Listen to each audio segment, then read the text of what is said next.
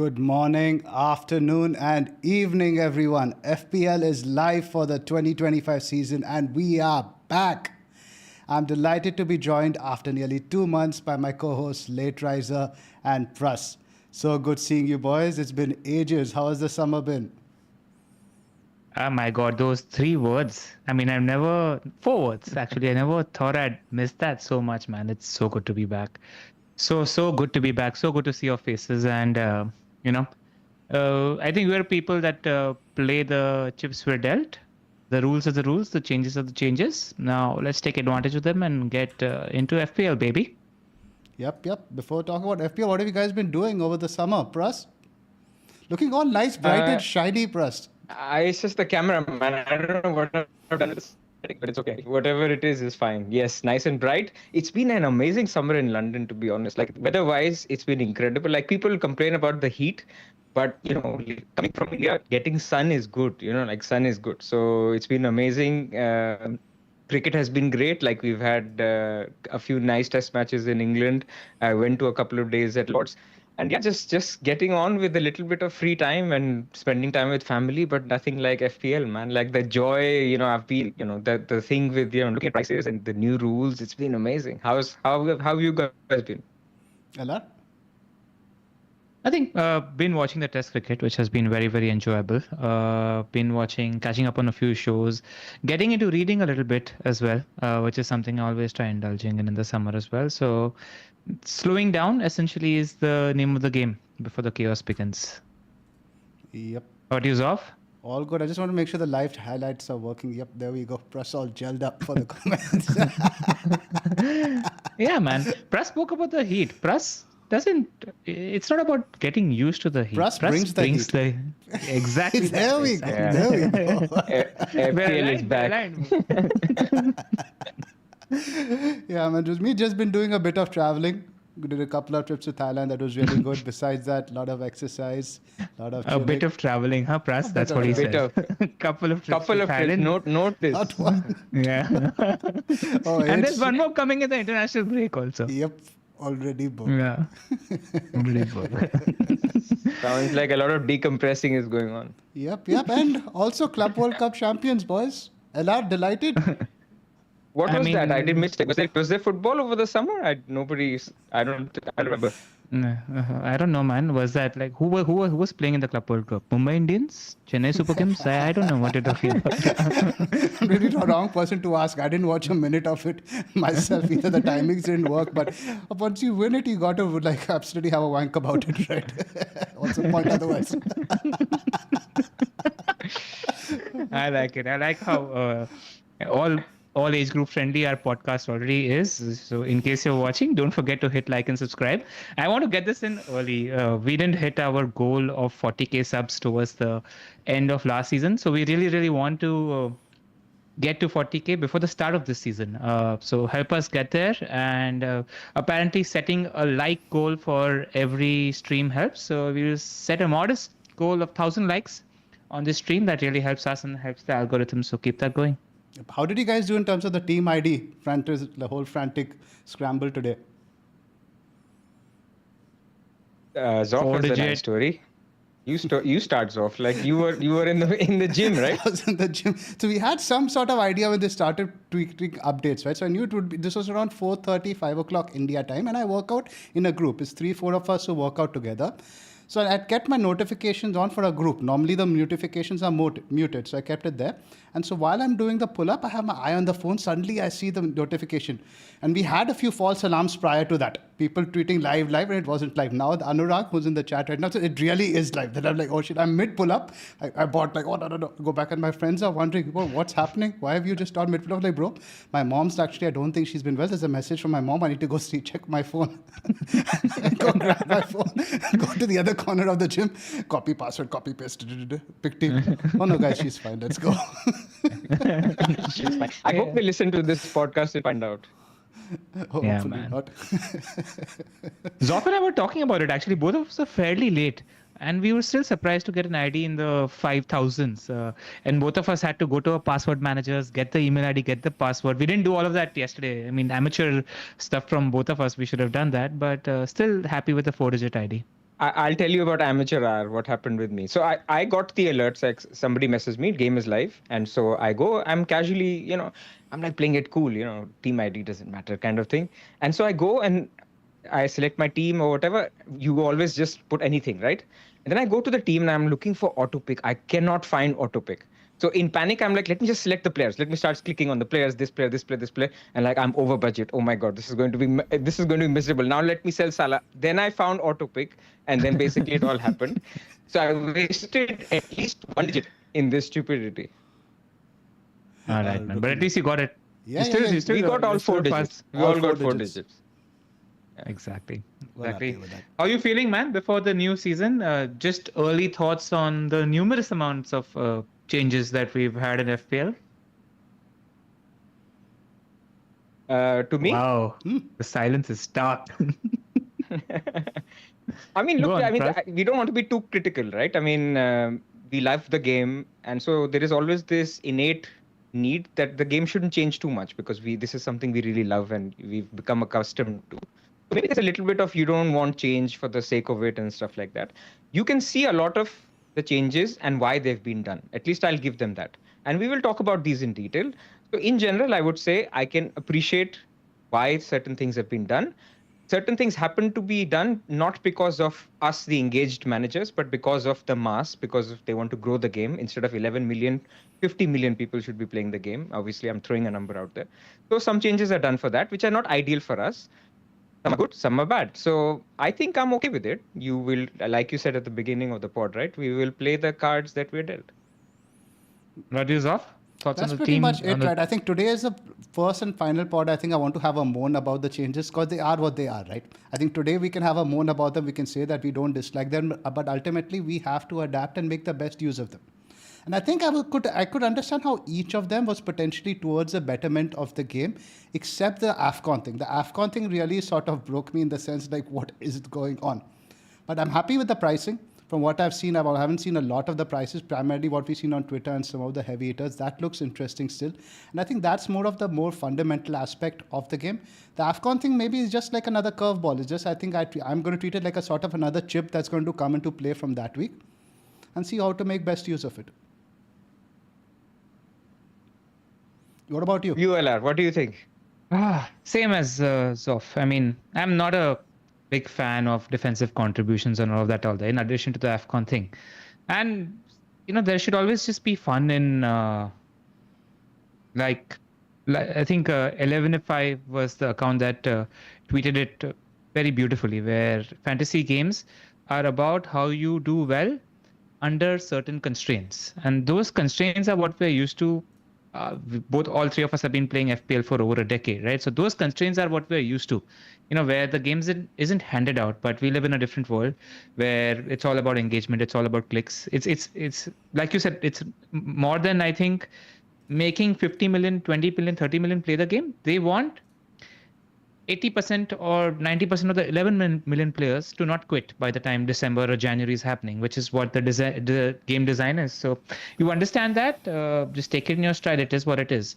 And in a year or two, hopefully, FPL introduces a different version of the game called Analog FPL, where we have just one wildcard. That's it. So, us old schoolers can play the game that way in addition to the new age FPL. Well, but that's it. It's just you have to play the cards that are dealt. I've spoken to you guys many times about me always liking the first half of the season more than the second half because you're constrained in terms of, the doubles are always dictating your transfers. So paths are limited. The teams are much more template. But what I do appreciate is I think they've got the pricing really nice this season. You have to make some difficult choices, which is what's fun and interesting. Cool, guys. Let's get started. Sponsor plugs first. Big shout out to Fantasy Football Scout. If you are a member and go to the members area, you already have the data sorted by CBI, which is clearance, blocks, and interception, which is going to be very important once you come to know what the new rules are. You're going to have points sorted for defenders as well as midfielders as well as forwards by defensive contributions, which is a new way of calculating points, which is what you will see. So Fantasy Football Scout has all of this in their members area already. And right now is the time to sign up because, as you can see, they've got a 47% discount at the moment, as far as I understand. And I think this is the cheapest they're going to be this season. So I think it's well worth it just because of that data alone, in addition to the tremendous work that they do in their members articles, which will just get you up to speed with what you need to know. So, and if you are become a member, click on the link in the description below or scan this QR code, because we're affiliates and, you help us out and it's a way of supporting us. If you decide to become a member, do it through this link or through through this QR code. And we also have a new partner, Pras. Yep, we have a partner called Club. So those who listen to FPL Raptor will know about this. Now, let me tell you guys, like last season or the season before, when I didn't know about Club, I was like, what is this like other game that, that is competing? Does it involve money? Does it involve gambling? Like that, it was all under my own skepticism. So I'll be honest with everybody who's listening. So then basically, Tom from the team reached out to us. Ross actually told us, there's this game, check it out. I've been playing it all summer. And it's a game, man. It's like a game like people play, the Supercell games, Clash of Clans, Clash Royale. It's basically where you have resources. Your resources are like you have to collect cash, and that cash is used to buy players. And you have a board that will basically help you build your stadium. So it's a football game that you can play. But the nice thing is the back end of it, how you actually do well in the game, is determined by fantasy football. So in a nutshell, you will basically have to collect these points and collect these players. And as you grow, you can get better players. And then over time, you will basically, these players you will put out your 11 every game week and they will get you points. There's head-to-heads, there's leagues. It's just a fun mobile game that if you want to get involved in, you can. It's got no element of, it's free to play completely. So check it out if you want to. Like I really enjoyed it. I've been playing it all summer. I'm at level 5 now, and I can see some of the others have gone beyond me because they've just updated, and I was a little late to update. But I think it's a pretty cool game. Have you guys tried it? Yes. My favorite part is Ross showing up and instructing me through the game. So FPL Raptor is actually a part of the UI of the game, which I find is quite endearing when a friend of your own is just a part of the UI, which I thought was pretty cool. So I enjoyed that bit. So I highly recommend it. And if you do want to play, again, as always, click on the link in this description or scan this QR code. That matters if you guys want to support us. So please make sure you do that. And you don't have to pay. It's a free app. Plus, your audio video is not too bad. Just audio is getting garbled a little bit. You want to switch to the other camera, which had the lower CPU load? Maybe that might help it out. Try. It's right at the top, so I want to fix it now rather than later.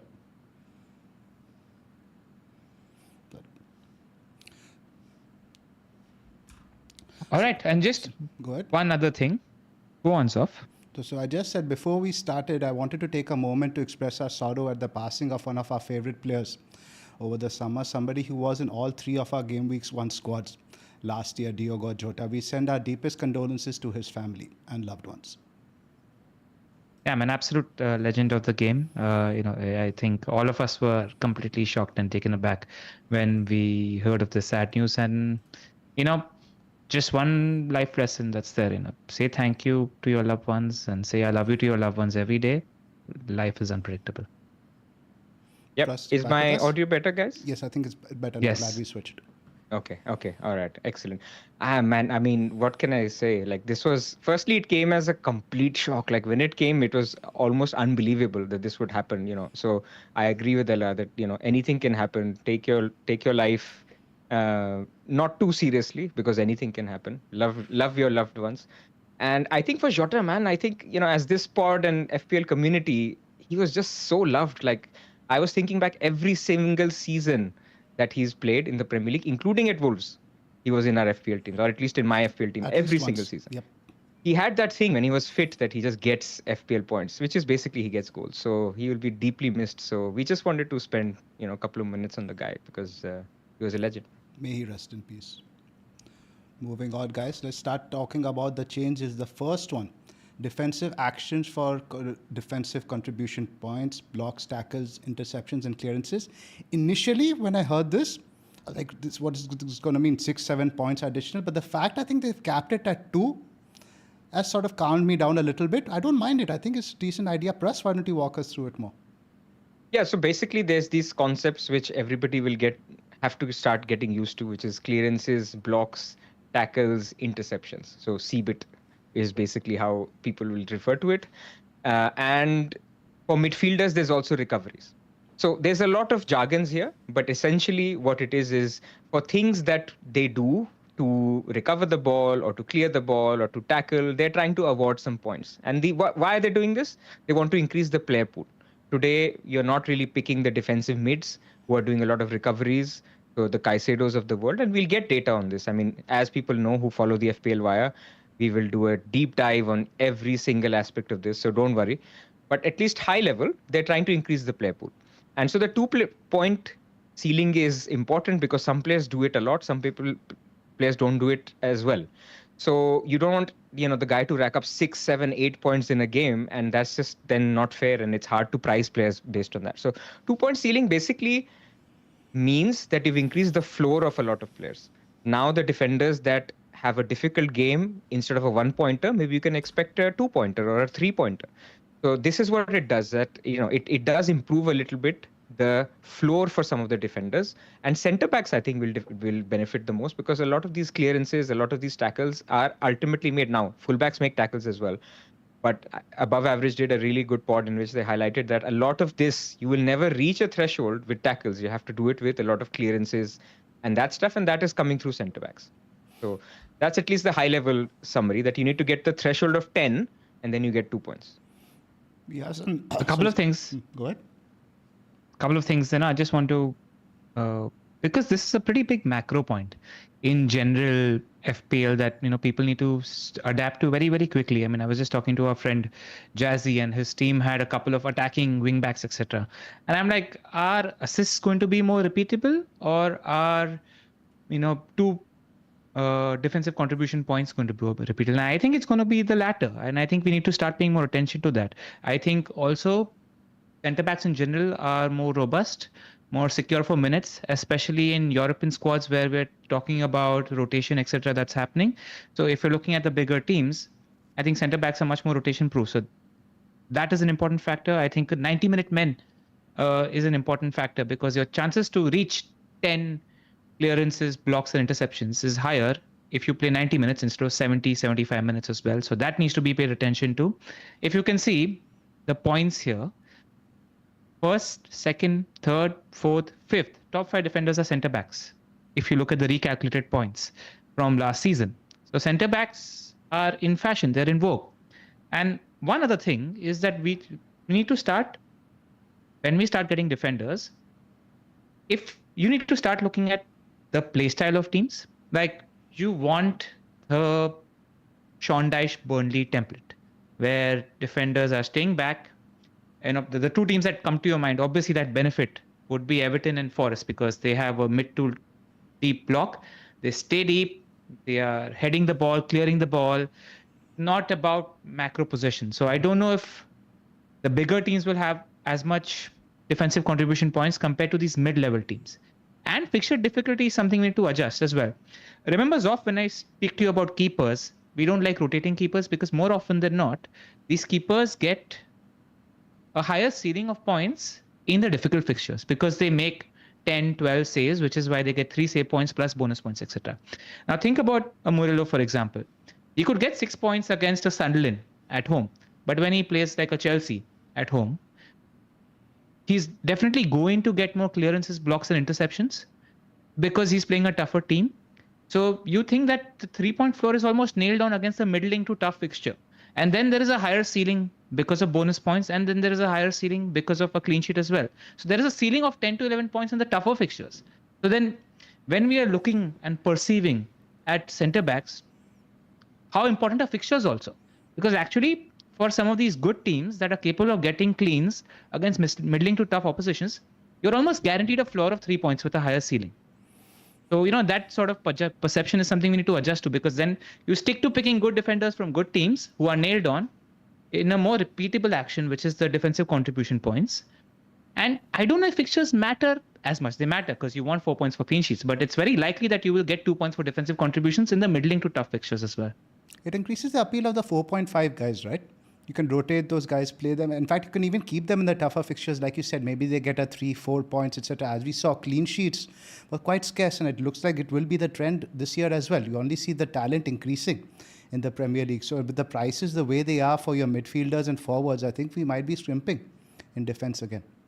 I like that you use Chelsea to illustrate the tough fixture. Yeah, man. Why not? They won the WWE competition, so why not? I mean, look, I think in terms of 4.5 versus 6, look, I'm also a little disappointed that, okay, Everton and Nottingham Forest, the perfect two examples, which are shown in the points, were priced up. So their defenders are now 5.5. So if you look at Murillo, he's 5.5. You look at Mikolenko, he's 5. Where is Tarkowski? Tarkowski is 5.5. So they have been priced according to this higher upside that they will have. So now basically I'm just saying if it's between a 4.5 decent centre back from a middle Premier League team, I use my example of Konza, for example. Konza is a no-brainer, like compared to Milenkovic. Now, again, I'm not saying he's a better player or Villa are a better team than Forest, but Nottingham Forest also had a positive variance and a very good season, and which was basically tapering off. But they've priced him as if they will have another season like that, which he may or may not have. Europe and other things, we will talk about teams. And Everton also, I feel, okay, they went through this really nice purple patch with Moyes. If they do it again, I'll put my hands up and say I'm wrong. But I just think, yes, it benefits people like Everton and Nottingham Forest. But it would have benefited more if it was still 4.5, 5 million defenders, not 5.5 million defenders. Problem is, now you've got Van Dijk. Now, Van Dijk will not get as many clearances because, basically the number of clearances you make is inversely correlated to your clean sheet odds. Basically, the less strength, yeah. Exactly. So the better the team, the fewer chances you get to get these 2-point hauls. But I still think, like, if everybody else is 6 million, your Cucureas, your Van Dijks, your Gabriel Salibas, Guardiol, then I just don't see a world where 5.5 defenders will be as appealing unless you're skimping and then you're going for somebody like a Timber or Saliba. That all we will get into. But that was at least my initial impression. Like, they could have left them at 5 and then said, take the Gabriel and Salivas on with a Tarkowski. Now I don't see it. I think they've also sort of corrected that bonus points imbalance that was there last year with the whole forwards and midfielders being tilted in their favor. So this has sort of brought it back a little bit. And I think centre backs are almost going completely out of fashion. Now you look at this list here from Scout, they have the defensive contributions. This is sorted by that. It's almost all centre backs. You see Anthony Robinson, he's only fullback over there. So at least now it's made that position more relevant without actually distorting the entire fabric of the game by giving it like 5-6 points like we've seen in Euro Fantasy and stuff like that. So this one, I'm not really that much, can't really complain that much about this. I like it to an extent. But notice, this is a pretty substantial list of everybody getting more than 18 defensive contribution points. Like only Van Dijk from the top 4 teams. Clubs. The only Van Dijk. So that's the point that Pras was making, where because I was thinking, like, when you're looking at Liverpool, let's presume that Andy Robertson gets injured and Kirkes is nailed. Now, where would your selection be? Would you look at the attacking wing back or would you look at the centre back? The way the teams are in Europe this year, with 9 teams, I think this is a great macro factor we have to consider now. Yeah, it's tough because I almost think for the top 4 teams, you can still look at those attacking wing backs, because if you're watching a lot of T4, the big trend that they're expecting this season is that attacking fullbacks are going to be back because of Liverpool buying Frimpong and Kirkes, and because of Guardiola playing Ait Nouri very, very up forward in the Club World Cup. Cucurella and Gusto are also very, very advanced in the Club World Cup as well. So maybe for the bigger teams, we start looking at, we don't ignore those attacking fullbacks, but for these middling, when you're looking at defenders 5 million or below, then we need to strongly consider the centre backs, because these repeatable actions will add up. So it's something we need to wrap our head around. These are just early thoughts. But counter to that, again, maybe this is a centre back brigade that I'm going to be talking about. Like minutes, like you said, right, is also important. So if yes. Let's take Guardiola and Ait Nouri as the perfect example. Let's assume Guardiola only now plays left back, not plays left back, only plays left centre back. So you have Ait Nouri versus Guardiola. Guardiola plays every single game. Ait Nouri will play many games, will get attacking returns. But basically, then when you start to do the math and you go, Guardiola will start to get more recovery points, not a lot. Even if he gets 10 more points, even if he gets 12 more points, and he will play 90 minutes. compared to 8 Nouri, who will maybe get 4 assists or 5 assists. Then you're like, okay, then that is equal. So then why should I take a 1-pointer from 8 Nouri when Guardiola is right there, same price? So like I feel it's like FPL have basically not taken a position there. Like you guys figure it out. Everyone is 6 million. You And guys which is decide. good, right? I think it gives you more choices to make. But I feel centre backs needed a little bit from these teams. Like I feel Van Dijk, Saliba, Gabriel, and who am I missing? Guardiola. They needed to be more than 6. They needed to be 6.5. That's basically what I'm saying. They are cheaper than what I would have expected given the new rule changes.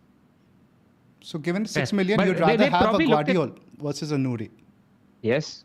Would you also be in the same boat, Ella?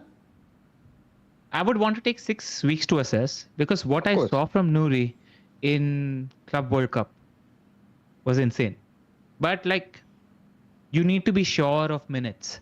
Like in a world where you're getting 2 points, so you're essentially getting 4 points for defenders from good teams because it's very unlikely that they concede more than 1 goal also.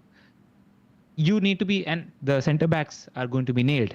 Whereas there's questionable minutes for the wing backs. I just need to be very, very sure of minutes because you just don't want to spend transfers in defense as much as you can help it. Like look Macro. at Liverpool, right? You have on both sides you have 2 defenders. Now over time you will find out one is more nailed, right? But still nobody will be 100% nailed. Let's say Kirkes and Frimpong play. But I can see most games them coming off 65th minute, 70th minute, 75th minute as things stand. Of course, we've not seen them. We've not seen the full team. So we are all, just basically projecting. So Yeah.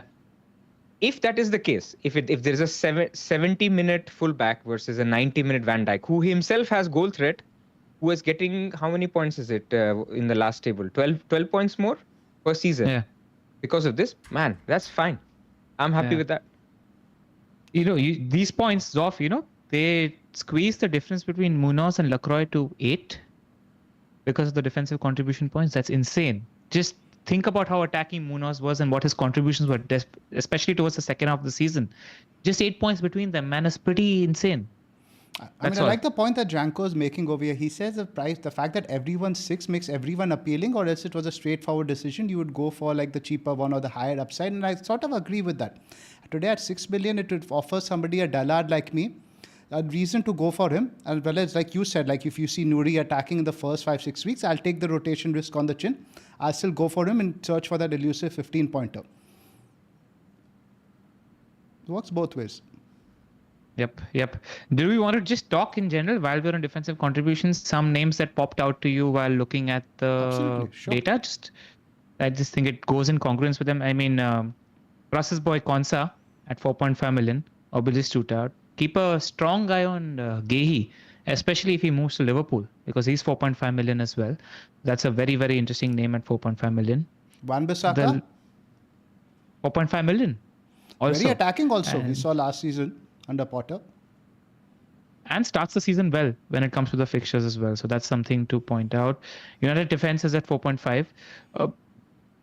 I think Dorgu and whichever one of Maguire and Euro is going to be nailed in my opinion. I think he's going to have a great season. At 4.5 interests me. And if there's a very small chance, not a very small chance, there's a decent chance that Heaven becomes a starting defender in that RCB position for United. If that's the case, he's priced at 4 million as well. So one to watch out for in preseason. We will have a defender spot. So those of you who are new to the wire and want to know just a roadmap for the season, we'll have a focused podcast only talking about defenders because we're geeks and we love to do that.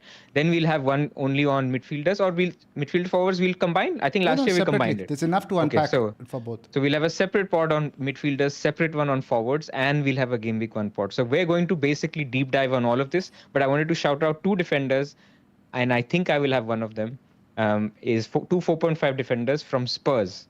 And I know how odd it sounds to talk about Spurs defenders, but this plays with the chip strategy as well, because Spurs have a great game week 1 fixture. You are going to need cheap defenders if you're going to play a bench boost, and Spurs are home to, who are they home to? Sunderland, right? Burnley, game week 1. So yeah, Spurs defenders will also be on the menu. Udogi at 4.5 million, and he was very, very attacking in the first half in the preseason game as well. So yeah, it's just about Spence on whether how many minutes he gets. But Van de Ven should play. So yeah, some new toys to look out for. De Cooper attacking wing back at Brighton, has had about 10 goal contributions. I think he's got about 18 goal contributions the last 2 seasons in the Belgian league. But I saw him in the Euros when we played the Euro fantasy game last year, and he was very, very interesting as well. Strike at 4.5 million from Leeds United. We are doing a pod with the very famous Andy Martin tomorrow, who's going to teach us about promoted teams as well. We've got a bunch of guests lined up. Josh is going to come. We're putting him right at the end before game week 1, giving us his analysis on Liverpool. We've got a journalist from Arsenal lined up as well for a pod there as well. We're looking for people who can contribute with Manchester City and Chelsea. If you guys know, or if you're a journalist that is watching us, let us know. We'd be interested in getting you on board for like a short 20 to 30-minute video after your preseason is done as well. So yeah, got lots of videos coming up. I think you can expect a video almost every second or third day on this channel. And for that, you need to hit like and subscribe. We've got only 175 likes on this video, and there's a good 900 people watching at the moment. Come on, man. Get us to 300, 400 before the stream ends. And our goal for the stream is 1,000 likes. And our goal before the start of Game Week 1 is 40k subscriptions. Yep. I'm really waiting for the promoted pod with Andy, because I think the promoted teams are going to be a bit more relevant this year than they were in the previous ones. So that should be a lot of fun. And right after that, Pras, I'm waiting for your strategy pod. I know you've already planned your second bench boost, for which week you're going to play it. So there's another element to that. I mean, I have to say, with the early season chips, the first thing was I can't, like, this is now not a manual job. Like, there's no one clear way, right? When there's like 4 chips, there's many more paths that you can take. I'll try my best, but yeah, I'll do a podcast on fixtures and thoughts on when to play each of the chips. Yep. It's been a late start for FPL, so the content is going to be a lot more condensed this week. Like LR said, every 2-3 days there's going to be something new. So hit that subscribe button. And in the middle, we'll give you our latest draft. So don't worry, there'll be content every day. And what can people do if they want more of us, Zoff? Subscribe to our Patreon, and that's something we'll be adding a lot more over there as well. We'll be doing new Hangouts 60 minutes every weekend. And I think we're also going to be doing deadline streams, exclusive content, and just looking forward to hanging with the guys on Discord. I hope to do some match Hangouts also this time around. You have the QR code for yes, our... I do. It's right here. There it is. There it is. And we're currently having a 16% off on the annual membership. So you're basically paying only for 10 months. You're getting 2 months free if you sign up paying for the entire lot. Cheers. Let's get moved. Let's go to mids, right? Mids, yes. So mids, guys, this is one thing I thought this didn't have as much of an impact, right? And I'll say why, because look at the names on this list. Yes, they've done their best to try to make somebody like a Caicedo more relevant. And if you look at that, I think if you add up these points, Caicedo actually outscores Enzo by the end of it. But again, now you look at the defensive contributions over here. Now look at these players. I'll just look at the names from the top 10. Your Caicedo, your Gay, Norgard, Baleba, Cook. Are you going to be buying any of these, even as a fifth midfielder? Okay, you can say that, yeah, this guy is going to get this many points at the end of the season, but are they really pickable? No. LR? Nope. I mean, I wish Caicedo was like 4.5 million or 5 million. That gives us a decision between, a player like Caicedo who's nailed. What's Rice at? Sorry to interrupt, because he was the only player who sort of appealed from either the sea. No, 6.5 is too much. Yeah. But there's one name here that jumps out who does a lot of hard work, is on penalties, and is a 90 minutes monster as well. So that's definitely interesting. I'm talking about Mr. Bruno Fernandes. Yeah. So 9 million, man. 9. Yeah, but they overpriced him. They consider that 8 million midfielder, Bumo 8 million midfielder. I think Cunha is the one there, man. So Bruno's not. So they've basically now countered this whole narrative of Bruno's deep or Bruno's forward. Bruno's deep or Bruno's. If Bruno's forward, he might get assist. If he's deep, then he'll get recovery points. So I think that baseline for Bruno is going to be high. He's going to do well. If there's a double game week, we will be there. But right now, I think with fixtures, and we're not going to talk a lot about Man United. Yes, we understand. There's a lot of development work going on, but fixtures are bad enough that you just go. Let's wait and see. We don't need to worry about it. So let's talk about Man United, guys. Let's just touch upon now that since you brought it up, Russ. What do you think about the summer window so far? I mean, summer window has been fantastic. Like it cannot be. If you want people to plug in to a system who have Premier League pedigree, who have goal scoring pedigree, then Cunha and Mbumo are as good as it gets. Obviously, the recruiting is based on who does well in FPL. So, yeah, I mean, absolute great players, good profile, good age profile as well, and, potential talisman in attack, which we've lacked. So If you told me before the start of the window that we'd be getting Cunha and Boomer, I'd bite your hand off.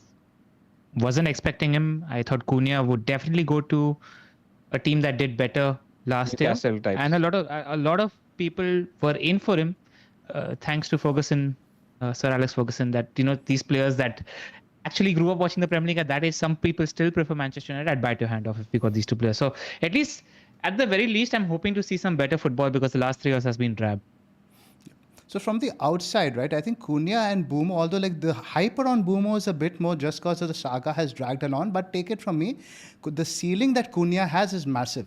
If you ask me to pick 5 players in the Premier League right now who could be future Ballon d'Or winners in the next 3 years, I'd put Cunha up there.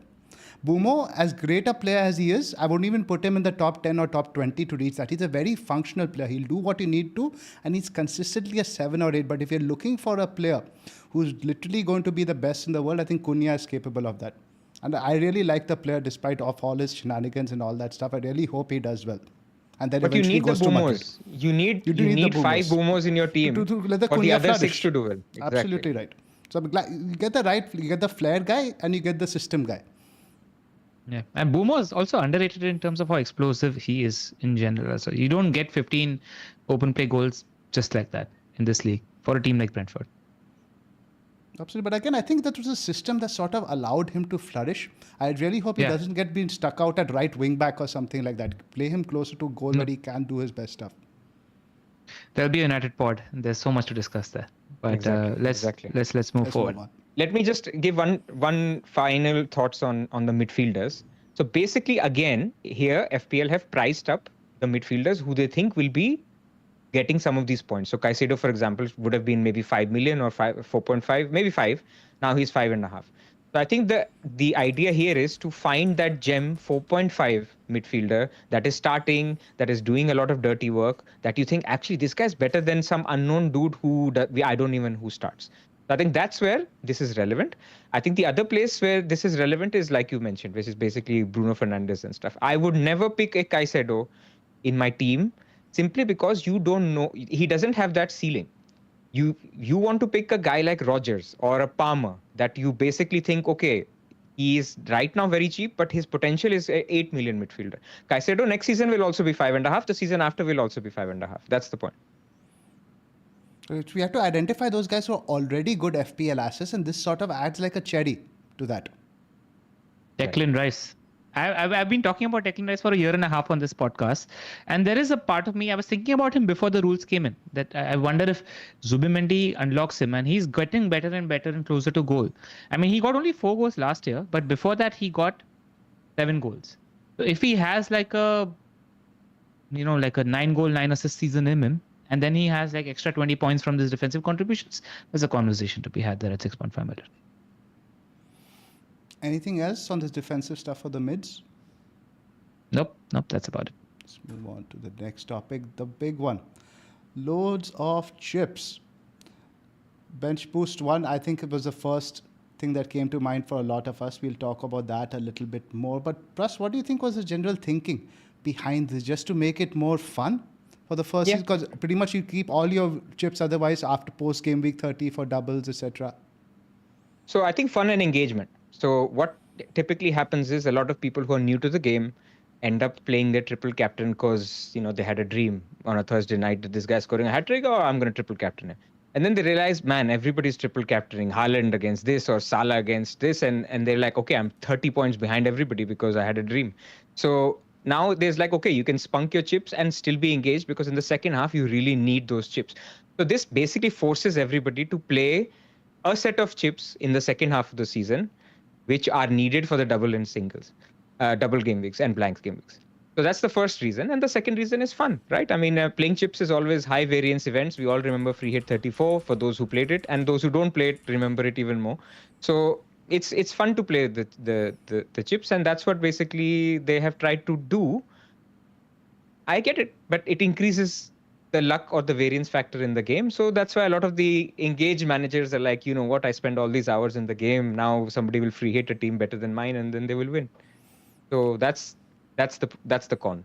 So pretty much every pod we're going to go, do we free hit this week? Do we triple captain this week? Do we bench boost this week? What do you My think, Alar? thoughts? A couple of things. I think you almost certainly have to plan all your chips except for free hit. I think free hit needs to be a reactive chip where maybe a strong team plays a strong team and you have a couple of injuries, and to bail you out, you use a free hit that could work in a week like that. You know, that's a little bit of a go with the flow sort of chip. I think you need to plan out when your bench boosters. I think you need to have a rough idea when Prus tells you about what the wildcard windows need to be, because you're effectively having 2 wildcards in the first half of the season. We'll combine this with the AFCON rule. If you could just tell people about the AFCON rules as well right now. Plus? So, game week 16 is when people will leave for AFCON. By the way, not everybody leaves at that time, right? Sometimes they stretch it out to even 17. But they have decided that basically after game week 16, you will have 5 free transfers, no matter how many free transfers you have left. Which basically means everyone will be dead-ending their team in game week 16 so that they're coming down to 0 free transfers available. Because if you have 3 left, might as well use them, right? Because you're going to get up to max in game week 17 again. And that's what they have decided to do, because essentially Salah is going off to AFCON. Like, I can't think of any other player that you have to have around that, but we get 5 free transfers. This rule is the worst. And we're not going to mince our words. This is completely unnecessary, especially when you have other transfers, other chips to play as well. So but this macro, is the cards we're dealt. this has a pretty big implication. If you go to that image, Zoff. The ticker? Yeah. Yeah, the ticker. So essentially what you see here is, even if you have 3 free transfers or 4 free transfers in game week 15, you will have a max of 5 free transfers in game week 16. So the idea is you absolutely should, so that you can maximize your transfers, have 0 free transfers once game week 15 is done. So you get an additional 5 transfers in game week 16, which is going to be a 1 free transfer plus 4 additional transfers that they give you for game week 16, which is around AFCON. Now, broader picture, this will dictate, like, we'll just do a little bit of season planning or what you need to look at when you're thinking, and we looked at some of the relevant teams here. If you look at Arsenal, they have a great run of fixtures from game week 7 onwards. If you look at City and Liverpool, it's very important. They're sort of on and off fixtures until game week 13, but game week 13 onwards, both City and Liverpool are on steroids. City has Leeds at home, Fulham away, Sunderland at home, Crystal Palace, West Ham, Forest, Sunderland. Then Liverpool has West Ham, Sunderland, Leeds, Brighton, Spurs, Wolves, Leeds. So they are just great fixtures, and so game week 13 to game week 16 or whenever Salah leaves, it's going to be very difficult for you to go without Salah and Haaland or whoever, if they're fit at that time. So you need to think about this phase. Chelsea has a good run of fixtures game week 9 onwards, and Spurs have a good run of fixtures at the start of the season. So it just looks like, unless your team is in the absolute scrambles at the start of the season, around game week 7 looks like a good time to wildcard. Around game week 13 looks like a good time to wildcard. These are your 2 windows, and early season, based on what your bench boost strategy is a good time to wildcard. And the other thing that you have to figure is when you want to play your bench boost. There are 2 windows that have jumped to me at the start of the season so far where you can bench boost. Bench boost game week 1, because what do we not like when we are thinking about the bench boost? We don't like to plan towards a bench boost. We don't like to spend our transfers on our 4th defender, 5th defender, 2nd goalkeeper when we're planning for a bench boost, right? So build a bench boost before your first wildcard. That can be bench boost 1, 2, 3, 4. You're most reliable building a bench boost game week 1, because let's say an injury happens. You don't have to spend a transfer on an injury and on something else to bench boost game week 3 or something, right? It's the most clear-cut opportunity is to bench boost in game week 1, then play out the first 4, 5, 6, 7 weeks, however long you want to assess the ecosystem that's happening in FPL, judge your picks, and then wildcard, knowing what's in front of you. The other option to bench boost is bench boost after game week 15 when Salah leaves. The advantage of that is because you have free transfers, 5 free transfers in game week 16, you can sell Salah and distribute the money to upgrade some fringe players, which will work towards a bench boostable team in the game week 15 to 17, 18 mark. The con of that is then you're bench boosting in December. And we all know about the rotation that happens in December. So good luck trying to manage that. That's the problem when you're thinking about a later bench boost. And still, when you're in a position where you have 5 free transfers to use around game week 15, 16, you want to try carrying those transfers deeper into the season. You don't have to use all those 5 transfers just because you're getting them. It's you save them for a rainy day. You save them when there is a clear fixture shift or something of that sort that's happening. So think about a bench boost then, or you think about a bench boost early season.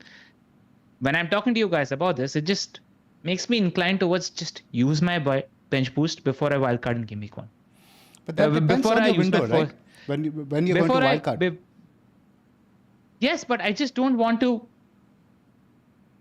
I think whatever happens, your bench boost needs to be pre-wildcard 1. Like you don't need to be thinking about 4th, 5th defenders and 2nd goalkeeper when you're building your wildcard team. You want to maximize team structure, spend more money and points on the pitch, etc. as well. That's why I'm drawn to the idea of bench boosting in game week 1, or definitely before using my first wildcard. It makes sense to know the main negative I could see is what you don't want to carry a heavy bench for, let's say, if you're going to wildcard in 9 or 10. I haven't really decided. I haven't looked at the windows, and you have to carry a heavier bench for that sort of period. That's probably the drawback. And the other one is you may not know the starters necessarily for game week 1, but we get that idea anyway. Most preseason matches for most teams, we have more or less an idea. So just listening to you and just first initial thoughts is game week 1 is the way to go. Plus, you must have done some deep digging on this. Where are you? Look, I think there is bench boost is a chip that we all remember from last season, which always, rarely gives you that big upside. And when it's not a double game week, even less, because the rotation can sometimes happen or whatever.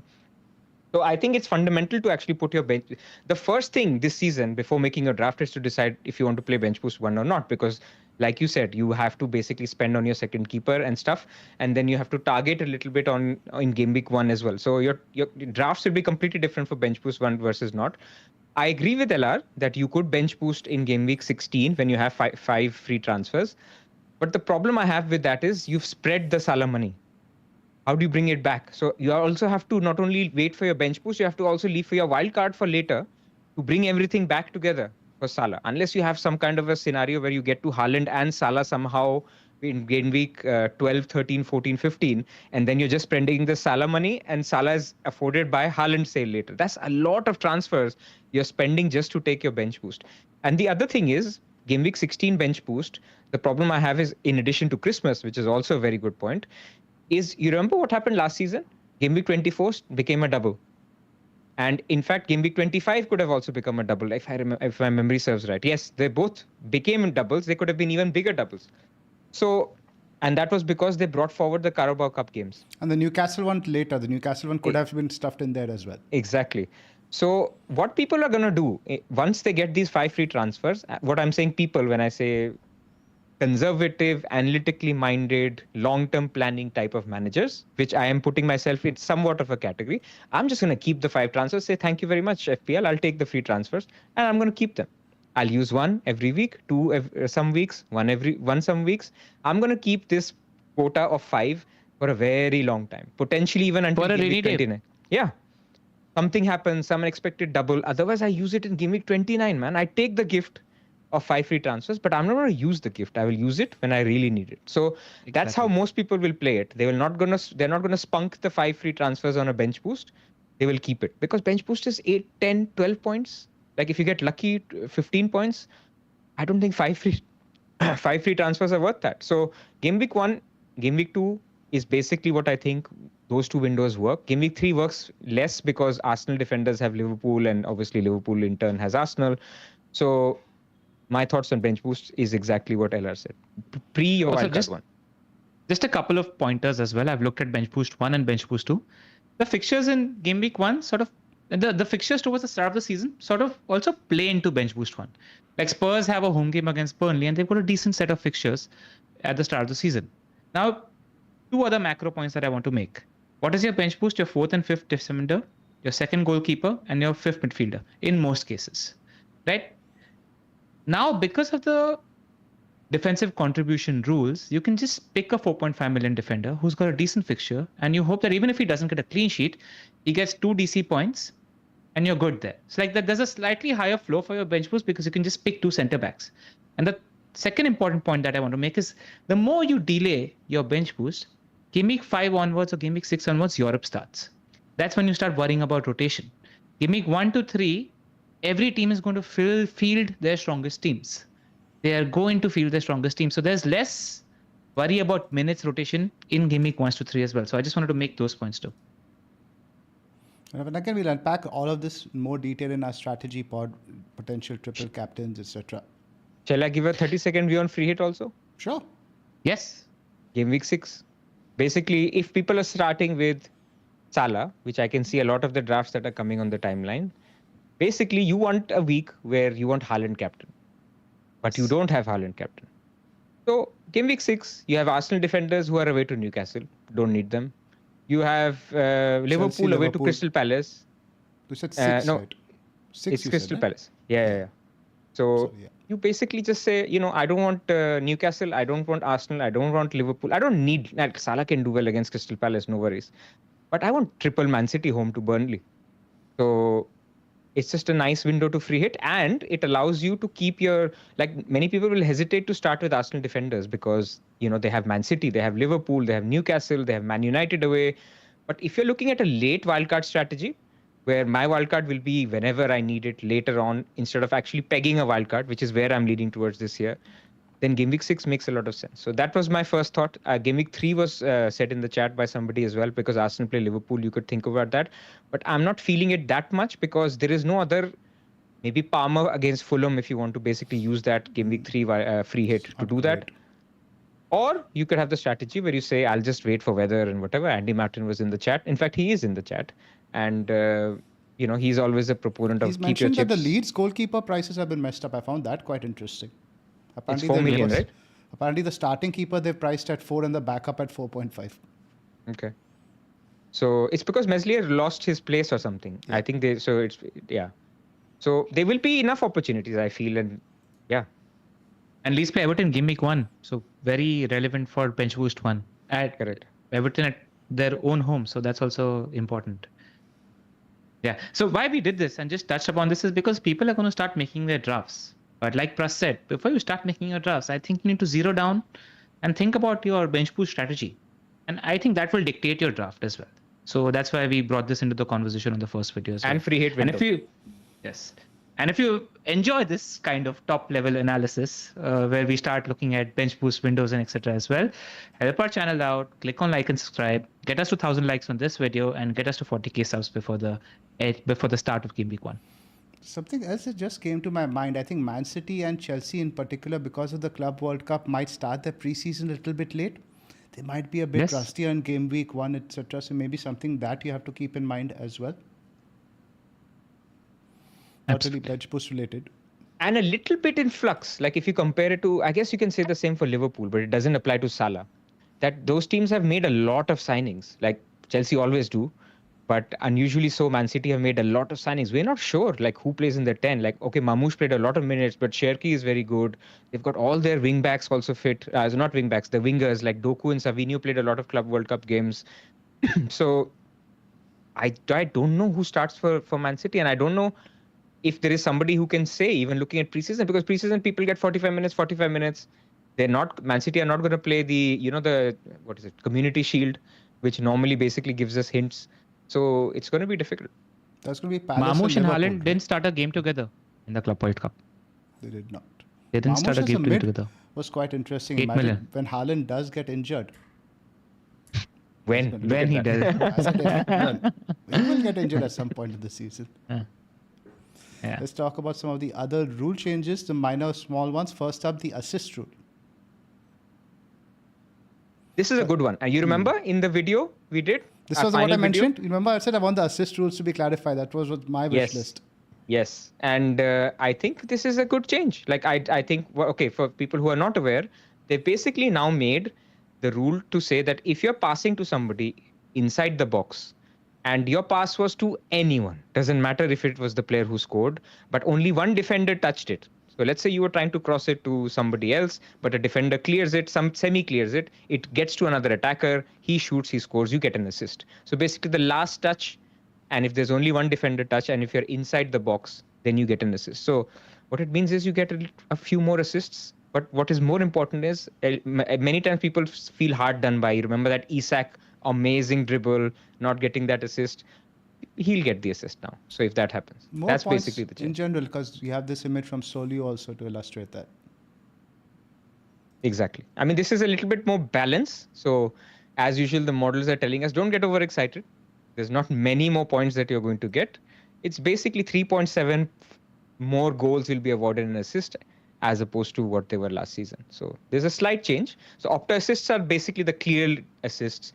Then you had the old fantasy assists, which is basically you won a free kick, you get an assist, you get an intended destination kind of assist.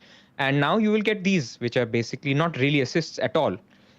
But the more important question is, what do we do with this information? How do we predict that a player is likely to get more assists? I don't think we can, other than picking players who have players with good XA are more likely to outperform their XA than before.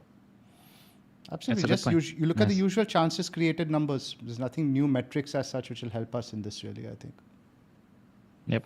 I think adjust your expectations when you see a 60-point game week, because I think there will be more points in the field in general. So that's what I tweeted out. 70 is the new 60. Just because of more defensive contribution points, because of more assist points, etc.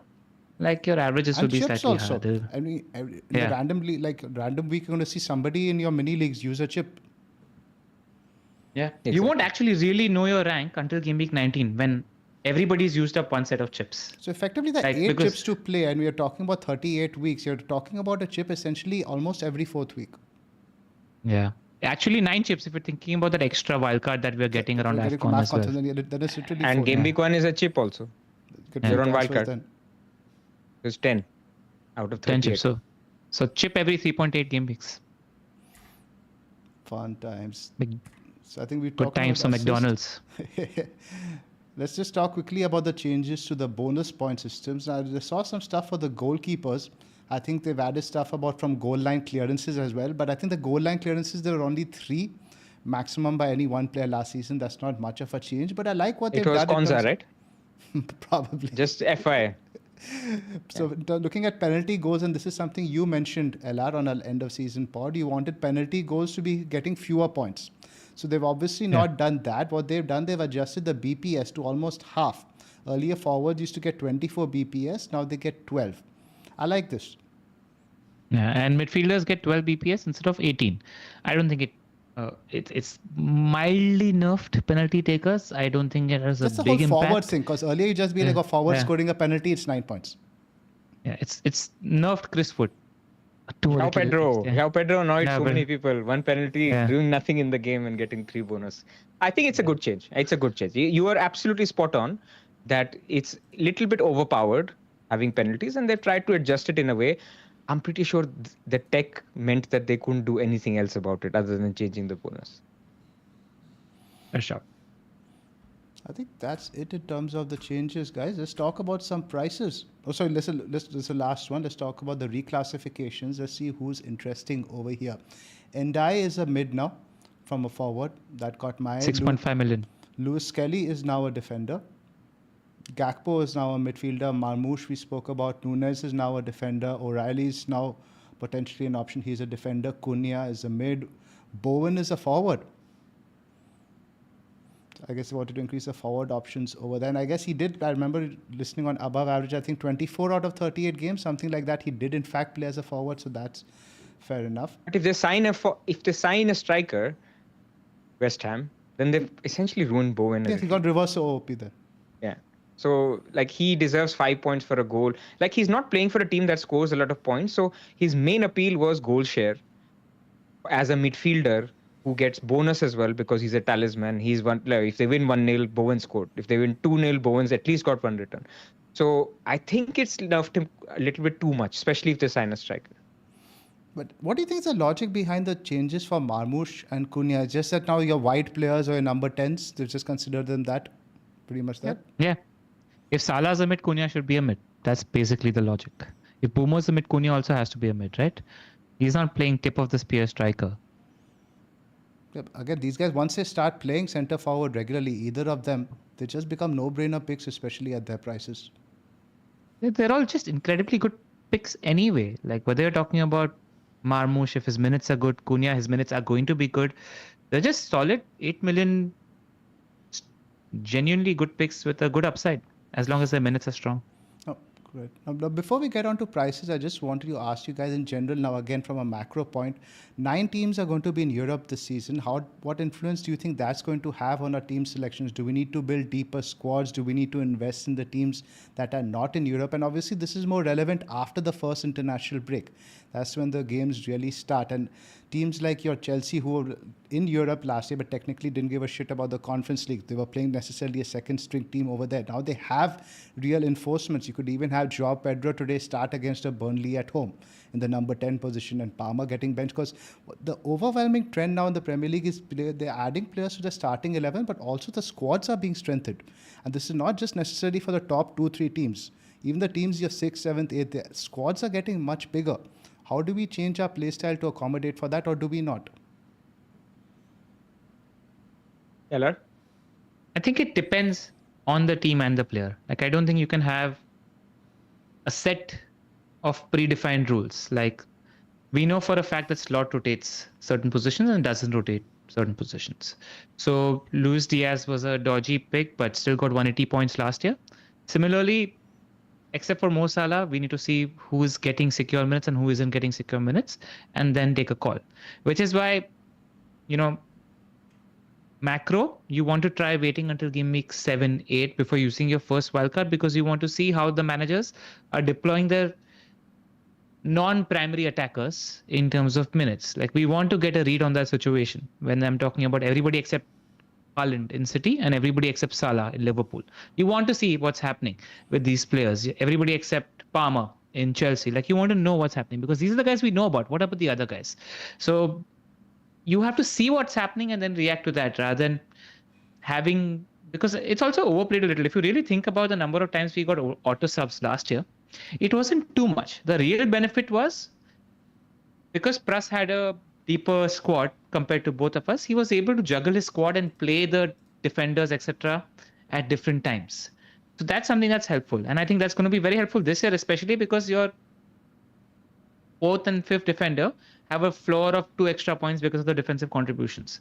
So just get out of 5 defenders, get 3 CBs in place, because they're secure for minutes and they got a floor of defensive contribution points as well. Outside of that, I don't think you can read too much into it. I think it's subjective. I don't think you have a set of predefined rules.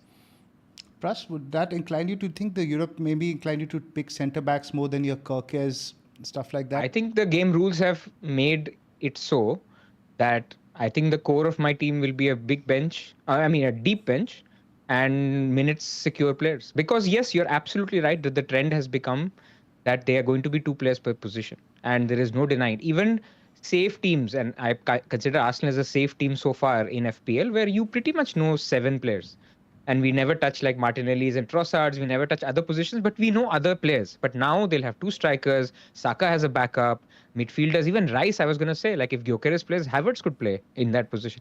I know they've tried and failed in the past, but they're now 2 players per position for Arsenal. Centre back, if Mosquera signs, like Gabriel and Saliba will not start every single game. Luis Kelly will compete with Calafiori. So Arsenal is just an example of a team that have completely changed from, same team every year to getting then completely burnt with so many injuries. And now they will be 2 players per position. So I think you have to pick per team, as LR said, and see which are the guys who will play week in, week out, regardless of Europe. Start with that. If they have high ceiling, go there. There'll be enough other opportunities of teams not in Europe that will have a great season, like Man United. And so those are also players that you have to look at. So yeah. I think you don't play any differently, but centre backs is a gift this year. So let's not ignore the gift and start going very rotation risk fullbacks. Get a couple. I'm not saying completely go risk free, but take the gift of centre back scoring points this year. Especially like the cheaper ones. Like for a cheaper team, because of the CBI rule, I just think they're likely to attack less and defend more, and Therefore, they're likely to get those 2 defensive contribution points. So at least for the team's 6th to 20th, get the centre backs is the first thought that comes to my mind. Should move on to discussing some player prices. Just before player prices, also a little macro thing I think that maybe I didn't realize last year is something Pras spoke about, which he was determined to do at the start of the season, is the value of accumulating transfers. Like, I do think that there is greater attacking opportunity in shifting the teams when you have three or four transfers to use compared to just upgrading one position, which might not even be upgraded. It might be a sideways sort of move. So I want to, if I can help it, and I'm saying that first part of the season because I want to try holding myself more accountable to this, is try accumulating more transfers, wait for the right opportunity to shift 3 or 4. Like if you saw the fixture ticker I showed you, like when Chelsea have a clear run of fixtures in Gameweek 9, attack towards them, or when Liverpool and City have a clear run of fixtures Gameweek 13, that's when you try getting 2 or 3 players from their team into your own FPL team. I want to try doing that in spurts of 3-4 transfers instead of using 1 or 2 transfers. That's something I want to try doing. Now, if injuries happen and you're, taking care of fires, that's bad luck. That's what happens. I mean, the right example for this is Baker. Good team, but he always got screwed with injuries last year. Now, that's just bad luck. You can't do much there. But I want to try accumulating transfers if I can help it. And that's where the centre backs come, right? They help you steady the team, secure the team. Like, that's why I said, if I have to play Murillo against the Chelsea, I wouldn't mind it because I'm like, okay, he can spike 2 extra points for the DC. I think you want to do different press this year? No. Like, I think, I've already Top 5K repeat it again. No. I don't do I mean, much just hope to get lucky again. Hope to get lucky again. Man, I think, look, there's always game week 1, especially in preseason. We have nothing to do. We're tinkering with our teams. We're watching preseason games. There are players that get hyped up. Like, oh, this guy has scored 3 goals in the last 3 games. I think experience tells us that you're more likely to be wrong than right with these preseason bandwagons, unless there is some legitimate reason for it. Like, okay, now if there's a preseason bandwagon for Wissa, because there is no Mbumo and he's basically becoming the talisman, okay, I get there. But if, João Pedro scoring 2 goals in Club World Cup, man, sorry, I'm not looking at you right now because Delap has also been signed. Jackson has not been sold. So I always start my preseason with a lot of skepticism. Like whoever tells me any player is locked in their team, I'm like, wait. No one is locked right now. Nobody. Yeah. If Wirtz is scoring 10 out of the 12 goals and Salah is not, maybe I change my mind and don't even go Salah because there is now pricing structure. Actually, I'm jumping the gun in terms of pricing structure, but it's such that no player should be locked in your team. We have an open mind because sometimes we also get into this bias of, I said in this podcast that I'm definitely going to go Salah over Haaland, or I said in this podcast I have to have the Ange striker, which by the way, Solanke is very appealing, but we'll come to him later. So I think, keep an open mind is all I would say. We'll all share our drafts and stuff, but that's all. Keep an open mind. It's funny you mentioned Solanke because I was just going to give an example to Zoff right now of, having preconceived notions and getting excited over preseason picks. I was going to say to Zoff, that's what happened to us with Solanke last year. So I was just going to say that we need to avoid the Solanke syndrome at the start of the season, like just because he had a couple of interesting performances in preseason. So that's where that. And even Munoz, let's say when we are doing stats dives, we realize, this guy is a hidden gem. He has nice stats. Don't sort of get wedded to those picks. This is what I'm trying to stay away from, at least during preseason. And again, build stable because now with this 5 transfers thing also in AFCON, again, having a good start is so key. Okay, I'll say one more thing, which is a little counterintuitive for this podcast, but we are going to basically lean more towards analytics this year, which we've all agreed to do. There are certain changes in the game that eye test cannot tell you. Like no matter how much we say, I'm going to talk to a fan and he's going to tell me the defender who is going to be getting more CBIT. Man, like no, it's not easy. Like okay, you'll have your guys and you'll keep an eye on them, but I think using a little bit of planning models to understand your paths, to understand rotations, it's just now hygiene, right? I mean, you need to start doing it. There's a lot of free models. You don't need to spend money on it, but you need to start looking at paths a little more analytically. In a way, calculators are there now. You don't need to do 575 times It's on the FPL 242. page now. Yeah. So they exist. So use calculators and make it part of your game. It will not change the fabric of how you play FPL. It's a helping hand. It's somebody who's trying to basically give you a little bit of advice. Ignore it if you want. But that's something that I would also But recommend. where do we people to find the start with. edge, Pras? If we're going to have the same tools available to everybody, we But can't it's always not the just be case. clicking suggest transfer and doing the same thing like other No, people that's do, not the right? case. That's not the case. Using models is not clicking and getting a suggestion. There are at least 100 degrees of freedom on how you click and what you suggest. Is your next transfer for 3 weeks, for 6 weeks, for 10 weeks? Do you want to use true transfers? Do you want to keep a high bar for making a transfer or a low bar for making a transfer? Is your risk very high? Is your risk very low? Do you want high EO players, low EO players? Do you want to, do you want to ban certain players if you disagree or even adjust their output? There are so many things that you can do on it that it is underrated. It's not pressing a button and getting an answer. Shout out to some analytics managers like JC Trout, who Pras interviewed last year as well, and they actually use analytics to play high risk FPL. So it's not like how certain content creators just say click button and suggest transfer. Name There are and other people who shame, think no naming and shaming here. What needs to be implied can be implied as well. I know Zoff enjoyed that one as well. Look at the laughter, man. And that sent him. Absolutely. But yeah. So But let's ask our audience, and since the first part, if you guys think we should do like, and I don't mind doing this, just look at it like maybe a couple of minutes or maybe even longer on every pod, dedicate a section to analytics, see where it's going, and maybe see that, okay, yeah, because last year, I remember I was sort of put off by it because everything would just throw Bruno out there. Bruno, minutes, penalties. Now, this is not looking at review because reviews base the data on lots of historical variables that we have seen. But I think there is an edge we can find, and I think we should actively look for it every week. Yep. And also, like, with the aid of these there's models, I'm not saying you need to go against them. You can look at the aid and how to use them correctly. And I think we can help our audience with that as well. And also, Zoff, like, if you think about 4 chips that we have for the start of the season, including effectively 3 wildcards in the start of the season, your Game Week 1 team, your wildcard, and the 5 free transfers that you're going to get as a Christmas present because of AFCON, there is enough scope to throw in a punter or two because of vibes. Because you're getting so many transfers, there's like, out of the 50 shots that you're going to take 3 shots. Because earlier you had 30 shots, now you have 50 shots. It still enables you to take 3 shots for vibes also. So it's going to be possible. It's fine. It's not that it's impossible to follow your instinct on a couple of those picks, but a little bit of discipline needs to be shown to minutes and to set pieces and penalties. And by the way, set pieces, the one change from the assist rule is set piece takers have become a little bit more important. Yeah. Because imagine those free kicks that hits a Header just defender. clears out and this goes out this way. Clears out, but somebody plus doesn't scores, have the that's an pass assist. has to be made from within the box or something like that. It has to be within, but okay, I guess that's right. I don't know. But, We're still getting a head around these rules.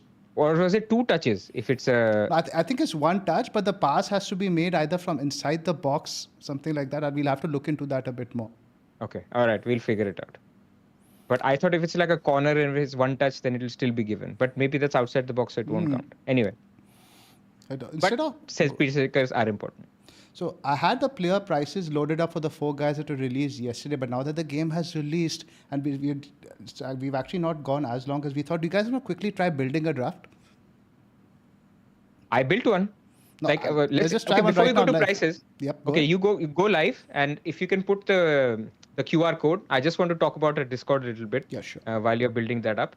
So basically, Ella talked about this earlier. So as we have a lot of new viewers, we want to basically tell you guys about what happens if you join our Patreon. So most of our content will be available to everybody. I mean, we'll have the weekly pods, we have team selection videos, so that is available to everybody. But we want to create a space where we can discuss FPL in a more meaningful way. So there's a Discord channel that we have, which has lots of competitions and all of that. That's great. But other than that, there's a lot of good FPL talk. There's a channel for each of the teams. So the Arsenal channel, the Man United channel is always hot. Chelsea one, not so much, depends how much they're winning. So basically, and then you have lifestyle stuff, right? There's the health one where we're all sharing our gym pics and stuff. So, if anybody wants to see Zoff. Russ is shirtless. Yeah. And so basically it's a community, and we'd love for you to join. And we also actually have an analytics channel. So it actually plays in well to what you said. So to help people, if they want to get more analytical, to help them with how to get started, all of that is in there. So if you would like to support us beyond just liking and subscribing, which we appreciate a lot, is to basically join the Patreon through this QR code. And as Zoff mentioned, there's a discount going on at the moment. You get essentially 2 months free. If 2 months, this 16%, that's what it translates to. So if you join for the year, you get 2 months free, which would be much, much appreciated. Going back to the previous point, the pass receiver has to be inside the box. Okay, so So corners you're and right. play count. You're right. Yeah. So this All is right. can you guys, let's just try this. The first time we're trying this. This is my auto pick team. Let me see. I'm just going to draw over you guys so these guys can see a little bit better. Can you guys see fine? Yep. First decision, Salah or Haaland, because it's clear given the pricing for both of them, you can't go for both. My opinion is go Salah because deeper preseason. Also, I think that Wirtz and Ekitike are two of the best creative players that will only increase the output that somebody like a Salah will have. So it's just one thing that I think Alon mentioned on the post-mortem pod of FPL and FPL is Salah is just a fit guy. That's why he starts the season so hot as well, because he's just fitter than everybody else as well. So Salah for me over Haaland to start the season. Do you guys agree? I must have a moan about the UI. The UI is awful. Look at that. I have to change the section every time. Look at the defenders. Save changes. And then you have to confirm. What is this? Are you sure you want to build a team right now, Zoff? I think let it be. Let's just discuss some players. Yeah, Let's discuss high level. Let's do high level. I guess. Okay. I like where LR was going with this. I think there's a decision tree that you have to have in your mind. First, chip, like at least on bench boost, have that decision tree. Second, Haaland versus Salah. The pricing is such it's going to be very hard to have both. Like last season, it was still possible. It may still be possible. Let's say, Palmer leaves and Enzo Fernandez becomes like the main talisman for Chelsea. So never say never. But as things have been priced right now, it doesn't look like you can have both. That's your second decision tree. Your third decision tree is that Salah or Haaland plus Palmer or Saka or neither. Because you can then basically decide that I can spend that Palmer money into a Wirtz, into a more expensive defense, into a better striker. So that's the one. Or you go for the fourth option, which is basically you have no Salah, no Haaland, and you get Saka, Palmer, Isak, Watkins, basically something like that. So I think these are the first initial decision trees that people need to have in their mind. What's your thoughts initially in terms of the heavy hitters? Do you think there are obviously going to be drafts without Salah or Haaland, similar to last season? Just you can load up on your Palmers, Sakas and all this. What's your initial thought about that? I don't think I'll go there. I think I'll start with Salah because they start strong. Liverpool have signed really good players. And until my view on Salah changes, he's there. And you know what? It's like Saka's fixtures are not the best. Like I can trust Arsenal defense more than I can trust Arsenal's attack, at least as things stand. They can prove me wrong, and by game week 4, I'm wrong. So that's why I'm like, okay, double defense, I can go from Arsenal. But Saka, I don't know if I'll go. Palmer, I have had trust issues after he blanked against the 3 promoted teams last year. So it feels to me like Salah plus some other players would be where my initial gut would go. Yeah, and it's also interesting because I think captaincy comes into this because Salah is essentially not a captaincy option in game week 2 and 3. In game week 2, he's got Newcastle away. In game week 3, he's got Arsenal at home. So whoever you pick needs to be a legit captaincy option. Arsenal have Leeds at home in game week 2. So Saka / Gyökeres / striker for Arsenal could become an option there. Or Palmer has West Ham away in game week 2 and Fulham at home in game week 3, which covers those fixtures as well. So, that's your interest. This is where Salah Palmer is going to be very tempting as the two premiums. That's my first instinct on this. Also because I think before Palmer's slight dip towards the second half of the season, I think Chelsea as a team had a dip once Jackson got injured. And there was a slight injury issue for Palmer as well, right? He wasn't fully fit and he for said a while. off the field he's been having some issues, but guys, his Joao Pedro Palmer bromance is gonna be fire. Exactly. And I also think just general trajectory where the player is. I'm the biggest Cole Palmer fanboy. He's my favorite player in the league. I've said that all of last season. So that's where my first instinct is. I just feel like reliable 90 minutes man, decent team, has good fixtures in Gameweek 2 and 3 where you need to cover captaincy. I don't trust anybody else as much as I trust Palmer for the captaincy as things stand. So that's where I am. In Salah and Palmer is where I would look to start building my draft. But this is where it gets complicated. If you have Salah and Palmer, you can't have Wirtz then. So Pretty much. So actually pricing from that point of view for the attackers has been done very well. It's the defenders I have a problem with in terms of pricing, but for attackers it's been done well. So you're going to pick either Salah or Haaland, and then you have to pick either Wirtz or Palmer, even though Palmer is 2 million more expensive. Salah, Palmer and Wirtz is almost impossible. So you're thinking that 2 million I can save from Palmer if I go down to Wirtz, and I can spend that 2 million. But captaincy is very important, like you said. So I'll tell you what might enable it. Okay. These are the fixtures for Arsenal game week 1 to 6. United, Leeds, Liverpool, Forest, City, Newcastle. Okay. Not very clean sheet friendly. You guys agree? Like Liverpool, Forest, City, Newcastle. Now these are the early fixtures for Liverpool. Bournemouth, Newcastle, Arsenal. Then they've got Burnley and Everton, which are clean sheetable fixtures. So if you were to choose to build a draft like that, you just don't go premium in defense if you want to go that way. Like that's we're not even starting. I haven't even gone to the FPL But I page think and opposite. I think opposite. I think defense is where you will get money, like that slot machine. Like you will just clean sheet, Man City, Guardiola, 2 recovery points, clean sheet, 2 bonus, 10 points, kaching. Like I feel that's my initial feeling that 6 million for these guys is nothing. Like there is no 6 million That's a good midfielder that you point. can Getting show me. double digits for these guys is actually much easier in that sense. Now you get like +8 and then you get +2, straight 10. Don't need an assist anymore. But you're right, because they've got tougher fixtures. It's likelier for them to get DC points as well. DC equals CBIT equals defensive contributions equals clearances, blocks, interceptions, and tackles. So just for people listening, these are the 4 terms that let's zero down on one term. What do we think? CBIT or DC? CBIT. I've seen people on Discord calling it DEFCON, defensive contributions, basically. No. Yeah. So that's where we are, right? So you make a good point where they're middling to tough fixtures. There's higher chance for them to spike a 10-pointer also, because in the easier fixtures, what stood out to me is when we saw the top 20 defenders who got CBIT points, only Van Dijk was there from the top 5 teams, not a single Arsenal defender. Gabriel maybe could have been there, but Saliba was not there on that table for the first 20 points. So perhaps you know what I'm saying?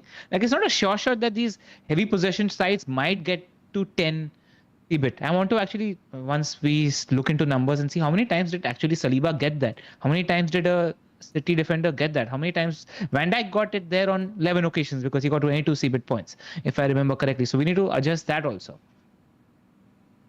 This is going to be, that's going to be the main thing. If you can get to Salah, Palmer, and a decent premium defense, that's where I'm thinking. And then you cheap out a little on, like attackers are very underwhelming, after Haaland, Watkins, Isak. That's what I'm saying. The prices are a bit weird in that sense. Like, it's not easy to build a squad. I think I'm trying to go cheap in defense over here. I've got about 32 million left. I'm just trying to go to the basic structures with not that deep a squad. It's not very easy. That's why tomorrow's pod with Andy Martin is important. I think we need a couple of promoted teams in there. Like somebody was shouting, Lee Havre from Sunderland, 5 million midfielder who's very, very attacking. Apparently, that's interesting. We need a promoted team striker, or we need Barry 6 million for Everton and Beto is 5.5 million for Everton up front. We need a couple of these picks who are 5.5, 6 million. We need to spot these gems. And Danny at 6.5 million jumps out to me as a midfielder who's got good fixtures at the start of the season. Everton also usable on the bench boost as well, right? Because they play Leeds, Gameweek 1. So these are the kind of picks that you need to sort of... Is that French kid from League 2 who's joined Bournemouth for left wing? He's 4.5 striker. What's his name? But Evanilson will play, right? Sorry? No, he's going to play left wing. He's going to play left wing. But none of Semenyo, Kluivert, and who's the other guy who played on the other side? None of them have left. Like Krupi Jr. So, but he was basically a Golden Boot winner. So he's like not bad at all. He's like a prodigy. So anyway, these gems will come, and that will shape our draft. Like right now, we're talking about all the options. But as usual, suddenly one thing happens, one injury happens, something happens, a cheap enabler comes in, and then everything is solved. Yeah. What's going to happen is eventually we're going to realize that we need to go punt on somebody like Shirky at 6.5 the million to bracket make all below of this work. 6.5 looks really difficult because I'm looking at 6 now. You're talking about your Damsgaard, Suchek, Tielemans and stuff like that. We're going to have to look to promoted teams that below 6 million bracket. The Rogers... It's too early off. They'll emerge. It's too early off. They'll emerge. They'll come. I mean, that's where defense is there, right? Try to build something with premium Watson, since you guys mentioned earlier. This is the sort of structure with like your mid-price forwards, cheap-ass defense. Firstly, switch to 4 defenders. I think that's the other thing. You will have 4-4-2 or 4-5-1 as your default this season. I think 4 defenders is going to become a lot more common. I agree. Because of pricing and the buff of their points. Because the 5.5 guys like so much more value in defense. If you're going to look at 6 million stuff, I'm going to have to buy Joe Linton, McNeil, Caicedo and stuff like that. I mean, but even 4.5 million, right? Like I can think of 4.5 million defenders who are just generally good bigs. Konsa, who Pras spoke about, Udogi or Set Spurs 4.5 million defender because they have good fixture at the start of the season. Also, people like I was talking to a friend and he said that Haaland has a great fixture game week 2 Spurs at home. Change your perception. It's not Ange anymore. Yep. It's pragmatic Frank. So your perception of how you view Spurs also needs to change. So 4.5 million defender for Spurs. I think Dorgu or Euro for United at 4.5 million are decent picks. Who else? Somebody else was 4.5 and very decent as well. Onsa, United, Spurs, and there was one more. Van Bissaka. So there is scope to play with at least 4.5 million defenders and then maybe one premium and one Monozi type defender. You can save some money in defense if you feel the need, especially because Arsenal have tough fixtures. Liverpool have some tough fixtures at the start of the season. And there's so many good defenders, man. Like Gabriel, Kukureya, Van Dijk, Guardiola, the Spurs guys, the cheap Spurs guys. There's Konza, 5 at the back. Yeah. I just wonder if we overcompensate too much on the defensive contribution thing and miss out on the Cucurelas and the Ait Nuris of the world if they are minute secure. You know what I'm saying? We are just too far on that side and just ignore attacking wing backs, especially when the tactical trend is that these guys might come into vogue now this season. So that's going to be interesting to watch. Very interesting. Because again, I'm realizing more and more what you guys are saying. It's tough, man. Below 7 million to find value up top and in midfield. We find it. I think we just not dug in deep enough. I haven't done yet, This is the first time I'm looking at the prices. Yes. So the more we dive deeper into this, we're going to learn. And that's why you watch our pod tomorrow with Andy Martin, because he's going to tell us about promoted team gems. Andy Martin sounds a little nervous with non-Leeds teams, but I'll prep him in the evening. Yeah. He's just DM'd me some lineups. All right. Andy, don't be nervous. It'll be fine. Yeah, man, we're just here to have some fun. Yeah. We'll look forward to his hot takes outside of promoted teams as well, because everybody's interested in. You mentioned about Salah. I think there's a tweet about Salah already I saw earlier. Yeah, man. Yeah. All right. I think before we end, just names that have jumped out to you that you have a good feeling about. Cole Palmer. Yeah, same. I always Solanke. Palmer. Don't do this to me, Cunha. No, but Solanke, I mean, he asked for if you want an elaborate answer, he could take Pence because Son is not going to play every game. He's getting older. You've seen how productive Thomas Frank's teams and their strikers are. It's all fun because he's very focused on big chances. He wants his forwards to get high XG chances. That's a very clear philosophy. I like Welbeck as well. Yeah, no Pedro. So who's going to take Pence there? Exactly. Yeah, but Welbeck will get injured in 3 weeks. You need over his turtle. Cheap strikers who take penalties, and Solanke, Welbeck fit that bill under 8 million. If there are others, I'm interested to hear. I wonder if Reuter might take Pence for Brighton. How much is he? Is he a mid? Is he a striker? No. Welbeck, if he's fit, he'll take Pence. Jorginho Reuter is a 6 million midfielder. That's interesting. That's a good price. That's a good price for him, because there is a main man role to take on there, so he's in the building to take on that role as well. I think Cunha is going to be really good this season. I think 8 million, he could be that perfect set and forget, player if United click. Just leave him in your side as a midfielder, 8 million. So I that's got a I don't lot know of who takes flack our in the set chat pieces. for my Cunha comment. Did you guys see that? No. So, I mean, people don't realize it, but United are going to be a little more relevant than they were last season, especially because of the lack of Europe. I think that just any team that generally finishes top 10 that doesn't have Europe becomes a little more fantasy relevant the No, next for season. the record, I wasn't saying he's going to win the Ballon d'Or at Manchester United. I thought, do well at Manchester United, move to a Madrid or PSG and win the Ballon d'Or there. So please, guys, chill out after with the clips. Guys, Kudus is a 6.5 million midfielder. That's Yeah. interesting. Especially if he plays the boomer role. Because he was taking some set pieces as well. Yeah. So good shout by, who is it? Sarang Jain. He said his name. That's a good shout, 6.5. And he Then had Eze a 7.5. fire first game. He's a good player. I think he's a good Frank player. I think he'd be playing a similar boomer role. Also, 6.5 million is a good price bracket for midfielders. There's 3 that are pretty decent. Ndiaye, Everton, Sarr, Palace, and Kudus, Spurs. Just like some decent picks who are first choice attackers in their teams. Ndiaye could be on pens. Interesting. So, guys, now let's just do a quick outline for the content for this week specifically. And now the next week we will firm things up as we go. So we have the promoted pod tomorrow. I think that one you guys are recording, right? Not live streaming. We might do it live. Okay, we'll play that by ear. Then People want Andy live, man. Yeah, we'll do it live. We'll do it give them live. what we want and what they want rather. And then we will do our draft videos. Each one of us will put us a first draft video with our first thoughts on teams, etc., pricing. And then from next week, let's start doing the positional stuff. We start with the defenders next week, work with mids, forwards, and we'll have the interviews with journalists as and when we go. And in addition, let's say like we want to discuss a topic, whether that's like what happened to penalties this year, or let's look at the impact of defensive contribution points on these players. Like 10-minute videos, we might start doing a little more of that as well on this channel. So just have the notification button on because videos could drop in anytime. Cool, guys. Any last words before we wrap up?